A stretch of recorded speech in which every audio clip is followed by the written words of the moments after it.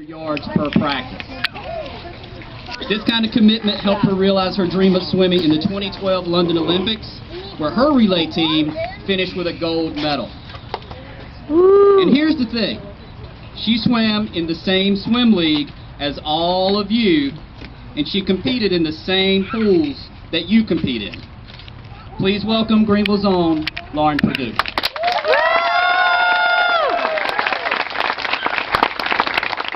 Thank you for that awesome introduction, Mike. First off, I want to congratulate all of you guys on an awesome YelloFINS season. You guys should be so proud.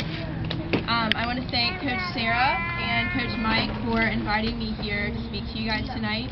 I also want to thank Avery for giving me this adorable bracelet tonight. I love it. So as Mike said, not too many years ago, I was also a member of the Gassel Swim League. And I remember how fun it was to compete in the Summer League meets just like you guys are. My story began very similar to each of yours. I began to swim competitively at the age of 7, and I was a member of both Brook Valley and Pulse, a team that unfortunately does not exist anymore. When I swam in Summer League, there were only 60 swimmers total in the entire league. 60.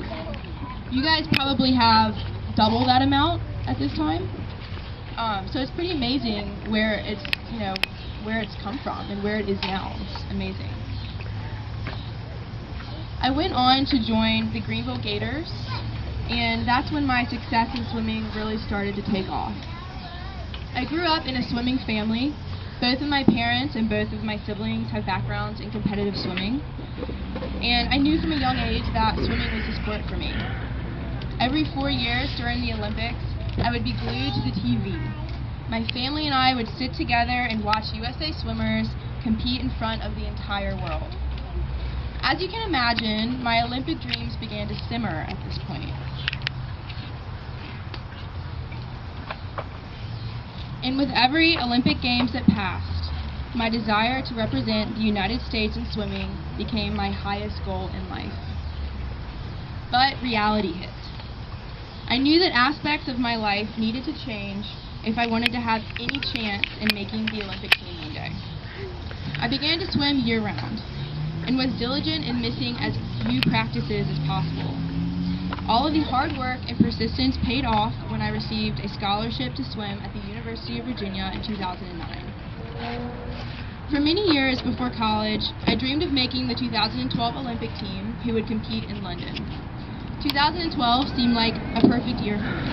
I would have 2 years of successful swimming under my belt in college, and I would be an experienced competitor. But 2 years into college, I would soon experience an injury that would potentially offset my Olympic dreams forever. During my sophomore year in college, I was diagnosed with a stress fracture in my lower back, and it seemed as though my swimming career was over. After many tests and procedures to relieve the pain, the doctor told me that he didn't know how to fix it. Okay, let's just rewind that for a second. The doctor told me that he didn't know how to fix my back. I mean, how scary is that? I was terrified. But here I am, thinking that my swimming career is over. My Olympic dreams are crushed. And the doctor, who I'm relying on, is uncertain about the next step to take. I was terrified. I was angry, I was disheartened, and I was crushed. After many failed pain-relieving procedures, the doctor and I decided that the only step next to take was to proceed with back surgery. I underwent back surgery on March 3rd, 2013, just 3 months before the Olympic trials.